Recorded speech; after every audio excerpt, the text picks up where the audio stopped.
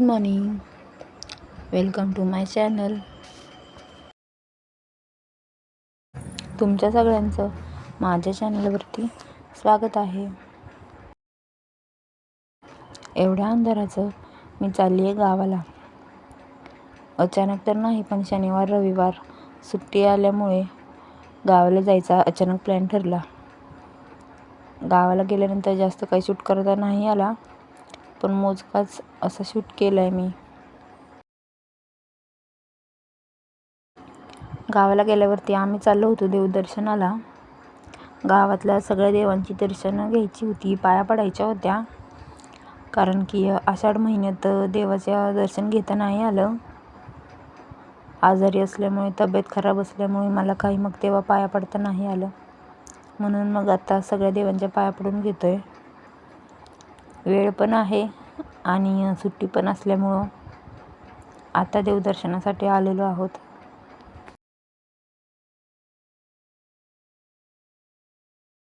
ही आमच्या गावातली सटवाई देवी आहे. चिकूचा जन्म झाल्यानंतर तिला काही पाया पडायला आणलं नव्हतं अजूनपर्यंत, म्हणून मग आधी तिला पाया पडायला आणलं.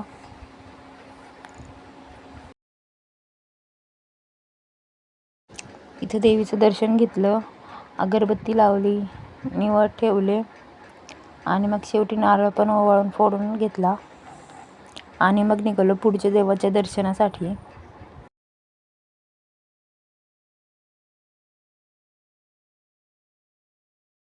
पुढे मग आलो होतो आम्ही चांद्याला. इथं पिराचं देवस्थान आहे, इथं पाया पडायला आलो होतो.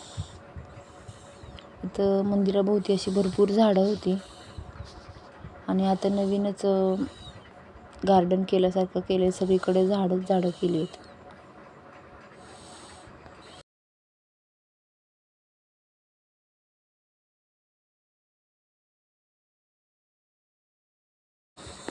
मंदिराच्या आजूबाजूला सगळीकडे झाडं लावली आहेत. मंदिरामध्ये सुद्धा लावली आहेत, मंदिराच्या आजूबाजूला सुद्धा लावली आहेत आणि मंदिराबाहेर सुद्धा सगळीकडे झाडं लावली आहेत. आता पूर्ण सगळीकडे अशी हिरवळ करून ठेवली आहे आणि ती बघायला सुद्धा खूप छान वाटते.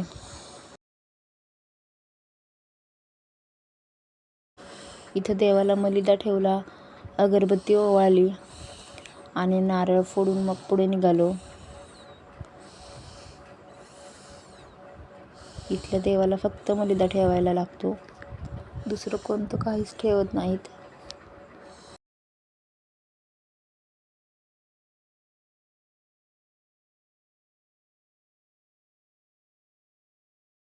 सगळ्यांच्या पाया पडून झाल्यानंतर मग मंदिराला फेरा घेतला आणि मग परत पुढे निघालो.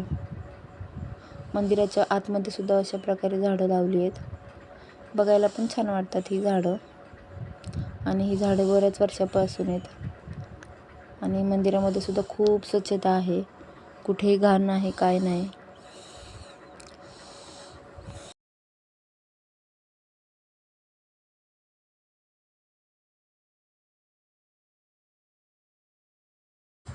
पावसाळ्याचे दिवस आहेत, पण गावाला जरासुद्धा पाऊस नाही आणि पाऊस नसून सुद्धा खूप अशी हिरवळ आहे. सगळीकडं पूर्ण हिरवळच पसरलेली आहे. इथल्या पाया पडून झाल्यानंतर मग आम्ही आलो रेकुरीला. आमचं गावाचं देवस्थान आहे हे रेकुरीमध्ये, म्हसोबा देवस्थान. कोकणचं देव आहे हा, कोकणातून आलेला. आणि आता इथं मंदिर आहे देवाचं. मंदिरात आल्यावरती चिकू अशी नुसती पुढे पुढे पळत होती. कुठपर्यंत पळू आणि किती पळू असं तिला झालं होतं.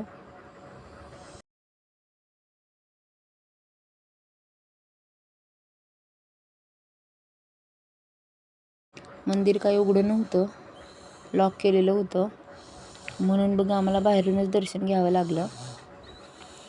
मंदिराच्या बाजूला असं पाणी आहे आणि हे पाणी 12ही महिने असतंच. कितीही कडक उन्हाळा असला, कितीही दुष्काळ असला, तरी इथलं पाणी कधीच आटत नाही, कधीच संपत नाही. हे देवाचं पाणी कधीच संपत नाही. तिथं सुद्धा दर्शन घेतलं आणि मग घरी आल्यानंतर आम्ही आलो होतो पूजा करायला. कारण की आज होता भावाचा उपवास आणि आज वारुळाची गावाकडे पूजा केली जाते. आणि मी तरी ही पूजा पहिल्यांदाच केली आहे. उपवास लहानपणापासून पकडते आहे, पण पूजा आजच केली आहे पहिल्यांदाच. कसं कसं काय काय करायचं ते बघितलं आणि मग पूजा केली.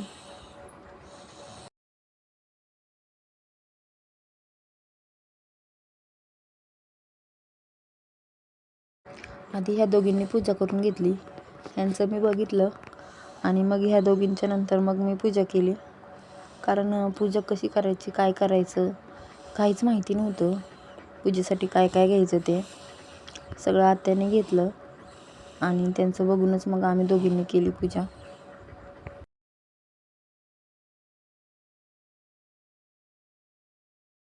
पुण्यामध्ये पण खूप बायका जातात अशा वारुळाला भावाच्या उपवासा दिवशी.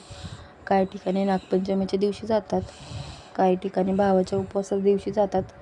आम्ही तर इथं उपवासाच्या दिवशीच आलो आहे दर्शनाला.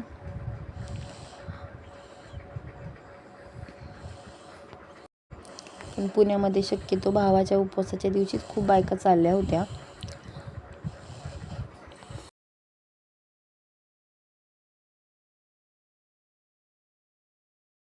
पुण्यातल्या प्रथा आणि गावाकडच्या प्रथांमध्ये खूप फरक आहे, खूप बदल आहे.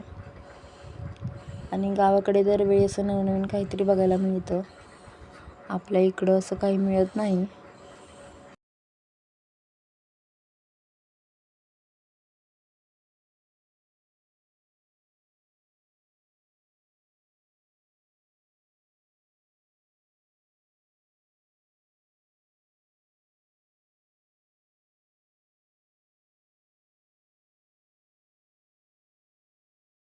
आता ह्या दोघींची पूजा करून झाली आहे.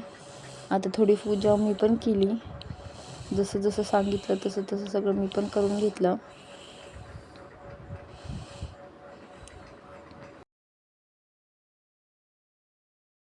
वारुळाची पूजा करून झाल्यानंतर मग आम्ही आलो होतो इकडे शेतामध्ये तर आलो होतो, पण कोणतं झाड कशाचं आहे आणि कोणतं पीक कशाचं आहे ते काय आपल्याला माहिती नाही. आलो आणि नुसतं बघून घेतलं सगळं काही. पण यामध्ये बरंच काही काही आहे लावलेलं. बाजरी आहे, चवळी आहे, कोथिंबीरसुद्धा आहे. एवढं तर कळालं. ही काय छोटी छोटी कोथिंबीरची रोपं आली आहेत. ही कोथिंबीर पुण्याला सुद्धा आणली आहे आम्ही. पण आता त्याच्यावरती लवकरच बनवू काहीतरी.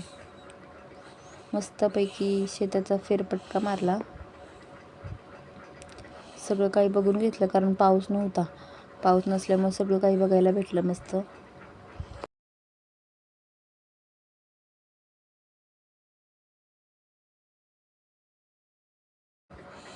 गावाकडच्या गोष्टी आणि असं शेतातल्या गोष्टींबद्दल तर काही आपल्याला जास्त माहिती नाही आहे. कोणतं पीक कशाचं आहे याचासुद्धा मला जास्त अंदाज नाही आहे. अशी भरपूर छान कोथिंबीर दिसत होती, म्हणून मग असं पुण्याला घेऊन येण्यासाठी इथं आम्ही तोडतोय.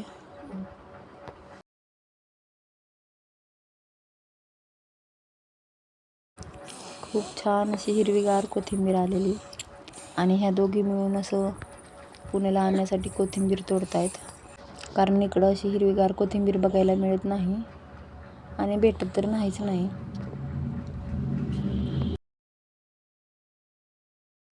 नंतर थोडाफार फोटोशूट केला आणि मग आवरून निघालो घरी.